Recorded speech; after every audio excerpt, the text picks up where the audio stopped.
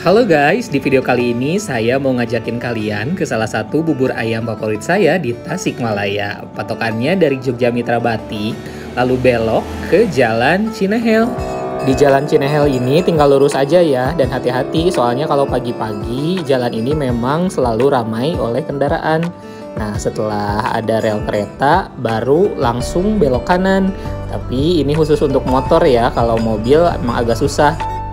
Jadi langsung aja kalau ke sini naiknya pakai motor aja ya, biar nggak ribet buat yang belum tahu lokasinya. Nah, ini udah ada kan bubur ayam Tiongkok Wakepo.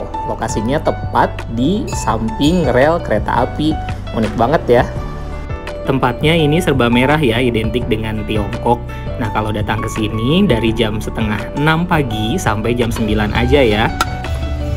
Bubur di sini harganya mulai dari 7.000 sampai 15.000 rupiah.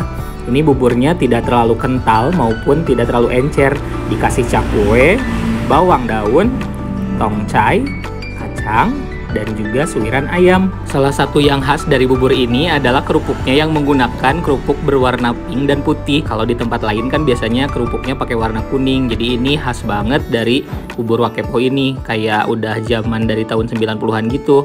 Kalau saya sih tim bubur diaduk ya. Kalau temen-temen biasanya kalau makan bubur diaduk atau enggak nih? Kalau saya sih diaduk dan juga selalu pakai kecap dan juga pakai sambal. Walaupun bubur diaduk penampilannya memang tidak menarik, tapi untuk rasa ini jelas paling oke ya. Karena semua topping yang ada di bubur ini sudah menyatu dan langsung dalam satu suapan. Nah, bubur ayam adalah salah satu makanan yang cukup banyak ditemui di Tasikmalaya, tentunya selain bakso ya. Nah, buat teman-teman yang belum pernah coba makan bubur di sini, yuk cobain langsung ke bubur Tiongkok Wakepo.